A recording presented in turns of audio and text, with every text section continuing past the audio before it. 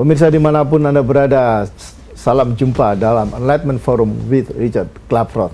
Tema yang dipilih pada saat ini adalah Universal Mind, sesuatu konsep yang sangat penting dan sangat besar, yang secara langsung ataupun tidak langsung terkait dengan kehidupan kita, baik dalam konteks kehidupan material ataupun yang bukan material. Dan untuk itu saya akan langsung saja ke Pak Richard Klaproth. Pak Richard, bisa Anda jelaskan Universal Mind itu apa sih, Pak? Topiknya berat nih ya. Jadi kalau gitu kita bahas dulu universal apa, mind itu apa, kemudian universal mind itu apa. Universal adalah segala sesuatu atau apa saja yang berhubungan dengan universe, dengan alam semesta. Apa saja. Pertanyaannya, apakah alam semesta ini punya realitas? Punya, tapi realitasnya juga ada berbagai macam realitas. Ya. Nah, ada yang namanya physical reality, ada yang namanya non-physical reality. Ya. Yang physical reality kita sebut dengan reality matter. Yang non-physical reality yang kita sebut dengan spirit dan energi. Itu adalah ya, universal. Apa itu mind? Posisi mind di mana? Karena jembatan antara kutub spirit dan kutub matter atau kutub energi dan kutub matter jauh karena dibedakan oleh frekuensinya. Kalau matter itu frekuensinya rendah, Pak. Ya, kalau spirit atau energi frekuensinya lebih tinggi. Maka ada di tengah-tengah adalah jembatan yang namanya mind. Jadi mind adalah pemersatu antara matter dengan spirit, dengan energi. Ya, mind. Dan mind itu sering kita terjemahkan apa? Mind itu pikiran ya. Sebenarnya kurang tepat. Yang mind di sini adalah tempat dari mana tempat dari mana pikiran itu berasal sebenarnya. Dan itu tergantung dari mental kita. Kalau mental kita lagi memikirkan sesuatu A, maka kita akan punya pikiran A. Pada waktu mental kita berubah, kita akan punya pikiran B. Oleh karena itu sering kalau anak dimarahin, kamu ada apa sih di benak kamu? Sering begitu ya. Mind itu sebenarnya benak. Sebenarnya benak. Jadi tempat dari mana pikiran itu berasal. Dan dengan mind tersebut, ya, manusia bisa menciptakan ilmu dan teknologi untuk merekayasa dan untuk mengendalikan matter.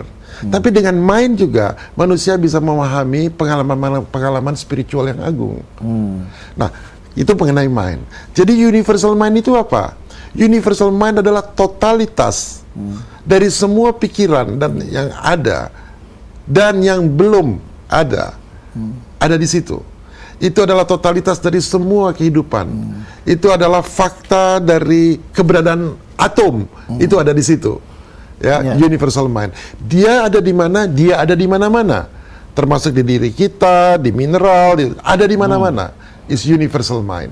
Oh ya, menarik sekali Pak Richard. Jadi di sini juga termasuk bagaimana atom itu berproses, bergerak dan lain sebagainya, sehingga banyak kemudian ini berpengaruh kepada keyakinan diri seseorang, pemikiran, dan kemudian juga termasuk kemampuan dia dalam melihat masa depan atau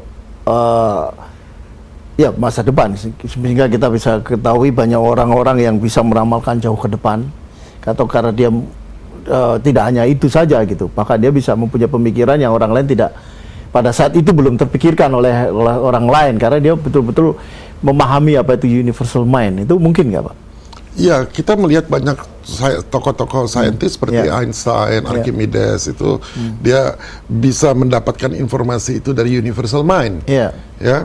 Dan atom-atom itu kalau kita lihat yang berada di universal mind itu membentuk matrix, ya. Jadi semua kejadian, semua event yang ada itu merupakan kombinasi dari berbagai pikiran sehingga melahirkan sesuatu. Nah, dengan demikian manusia terjadi itu merupakan kombinasi dari berbagai pikiran yang kita sebut intelligent. Dari intelligent being yang melahirkan apa saja termasuk manusia. Nah, demikian juga dengan penemuan-penemuan saintifik. Ya, seperti Einstein, dia menemukan EMC kuadrat itu bukan dengan terlalu banyak eksperimen, tapi hanya dengan pikirannya dia masuk dalam zona tertentu, dia bisa berhubungan dengan universal mind. Setelah dia berhubungan dengan universal mind, dia bisa menemukan E sama dengan MC kuadrat. Archimedes juga demikian. Orang seperti Nostradamus demikian. Nah, jadi pertanyaannya, bagaimana caranya sebagai seorang individu kita berhubungan dengan universal mind? Memakai apa? Memakai pikiran. Pertanyaannya, pikiran yang seperti bagaimana? Nah, kalau kita ingin berhubungan dengan universal mind, pikiran yang harus kita pakai adalah pikiran bawah sadar. Nah, dan mungkin kalau dalam konsepnya psikoanalis Sigmund Freud, mungkin ini terkait dengan apa, level-level id, ego, dan superego. Yes. Ya, terkait. Tapi itu di-elaborate lebih dalam lagi oleh Carl Jung sebenarnya. Betul. Jadi Carl Jung adalah seorang psikologis yang mempunyai kemampuan luar biasa. Dengan teknik tertentu dia bisa berhubungan dengan universal mind melalui pikiran bawah sadar. Ya. Nah, organ yang dipakai untuk berhubungan dengan universal mind, seorang manusia ingin berhubungan dengan universal mind, organ yang dipakai apa, Pak? Ada organnya di tubuh kita, yaitu di solar plexus kita. Dan itu melalui nafas. Karena nafas akan mempengaruhi brainwave kita. Nah, kita berhubungan dengan dunia fisikal, seperti tadi saya sampaikan bahwa universe itu mempunyai dua realitas, realitas yang non-fisikal dan realitas yang fisikal. Realitas fisikal yang kita rasakan oleh indera kita, panca indera kita.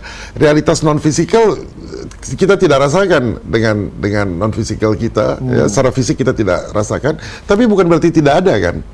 Nah, oleh karena itu yang realitas fisikal disebut adalah physical domain, yang non fisikal disebut non physical domain atau non local domain yang ada di tempat lain. Nah, kembali ke Carl Jung, dia menemukan teknik bahwa ternyata untuk berhubungan dengan universal mind memakai solar plexus organnya. Tetapi kalau berhubungan dengan dunia fisikal, dengan dunia materi, yang dipakai organnya adalah otak. Jadi ada dua perbedaan. Sebenarnya kita mempunyai dua otak gitu. Jadi kalau kita ingin berhubungan dengan yang fisikal, kita memakai otak kita. Tetapi begitu kita ingin berhubungan dengan yang non-physical domain, yang bagian dari universal mind semuanya, yang dipakai adalah solar plexus kita melalui pernafasan. Lalu dalam konteks ini di mana letak pemahaman mengenai sesuatu yang transcendental dan sesuatu yang descendental? Semuanya tergantung dari level of consciousness. Dan manusia ada di bumi ini, dia untuk mengekspresikan, untuk belajar, mengekspresikan eksistensi dia. Karena hukum dari universal mind ini adalah bagaimana kita mengekspresikan diri kita seutuhnya. Kenapa ekspresi ini menjadi penting? Karena ketika kita mengekspresikan sesuatu, akan terjadi satu kondisi. Jadi dari satu sebab terjadi akibat.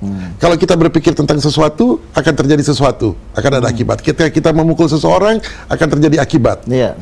Nah, dari sini yang akan timbul apa? Yang timbul adalah experience.